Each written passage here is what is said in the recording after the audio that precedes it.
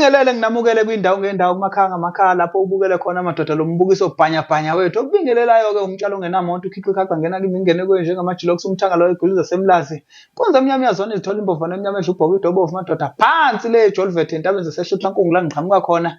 Emgodi emadungeni ngaphansi kwenkosi uChiliza la ngazalelwa khona ngakhulelwa khona ngaqhathwa ngaba yilento engiyiyona.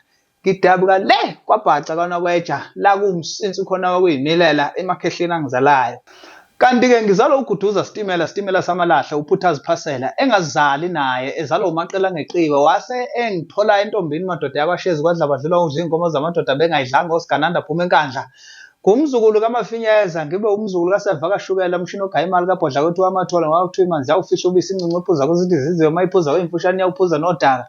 Kanza kwethu inkulu indaba naku namhlanje ngikwethulela Guduza TV. Madoda iphethe uhlelo olumnandi kakhulu noluzovela luhle kakhulu olungasiza mina nawe kanye nabanye abaningi. La sizobe sithi khona influencers spotlight. Ama-influencers siwafaka ekhanyeni angazi noma siyawagqamisa noma siwenzani kodwa nje ngithi influencers spotlight. Masikhuluma ke ngama-influencer ke ngani zakwethu sikhuluma ngami nawe nanoma ubani khona ama-influencer angakaziwa ekufanele sizowaproducer la sizowaveza la kwiGuduza channel uyazwa sizowaveza la kwi-influencers spotlight.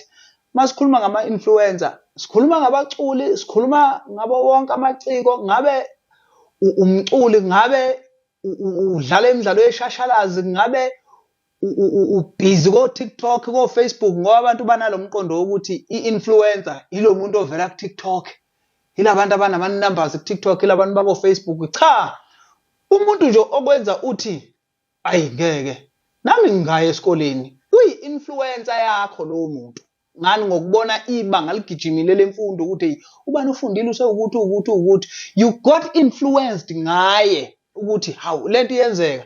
So sizowathatha wonke ama-influencer ikhaya lawo leli ikhaya leli ngani zakwethu leli ilanizobe nisinanidedelana khona nivezela abantu nivezela umhlaba ukuthi niqhamukaphi niyaphi nalento eniyiyona. Nanokuthi ke inhloso yeGuduza TV kanye ne-influencer spotlight ukuveza abantu abasha bakhona ake sithi nje nangumtshalo ongenamoto useyinto enkulu.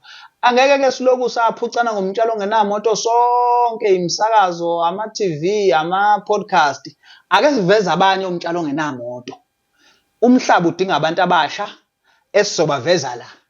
Umhlaba udle nathi siziqhenye ngomuntu umuntu athola iplatform uyezwa kuzosizakala abantu abathathu la. Umuntu ozofika la ekhaya emusha engaziwa uzokuthola ukwazi uzothola iplatform. Umhlaba uzogain umuntu omusha ngoba banayo into yokweyisa nokuqhenya labantu asebebadala endimeni abakuzo ngokuhlukahlukana kwazo. Ake siveze abantu abasha ke abayilolo hlobo kodwa abasakulangazelela nabasakukhathalela ukuvela emhlabeni. Asiveze labo bantu. Again umhlaba siwuproducer ukuthi awungaloku phela uphucana ngabantu ababodwa kuze kubangwe kanti bakhona abanye abantu nedi badinga indawo efana neGuduza TV badinga indawo efana ne-influencers spotlight ukuthi bavele sibaveze. So kangani zakwethu ngiyacela ukuthi kumakhaya kwindawo ngendawo lapho nikhona okwakho nje ongakwenza ukusubscribe kule channel uhlale unathi ngoba iviki neviki sizabe sikulethela into entsha sikulethela umuntu omusha. Ngiyanicela ngani zakwethu nonke ma-influencers lapho ko TikTok lapho ko Facebook kuyo yonke indawo la ukhona nje uzaziyo ukuthi unabantu bakho and sidinga ukuniletha nenye into la siniveze the other side abanye abantu abangalwazi.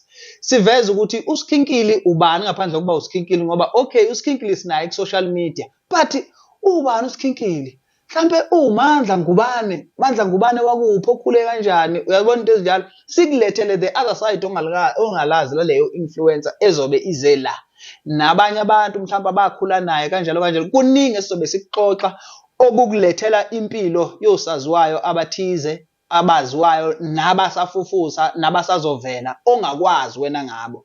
So nje ngiyacela ukuthi kumakhaya whoever obuke le video noma le nkulumo usubscribe kwi-channel wazi ukuthi sizohlala nawe uhlale nathi sazohamba ibanga elide ngelinye ilanga uzobe uhleli la eduze kwami sikhuluma zona indaba zokuthi ungubani, ubuyaphi, ithini into yakho going forward. Wayithatha up lento obona ukuthi mhlambe kusasa ufuna ukuzibona uyiyona ngoba you got influenced by somebody ukuze uthi nami ngiyafisa ukuba yilento. Uyabo? Ngisho ngayo kosopolitiki, bonke sizobe siba nabo la. Khona osopolitiki abasafufusa, ababukela kosopolitiki abadala.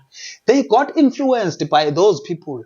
So you got influenced, siyakufuna la. You are an influencer, sikufuna la. Ukuthi come and influence people here live, babone ukuthi lento oyiyona uwenze kanjani ukuba yiyona, nanokuthi uyini ngaphandle kokuba yiyona.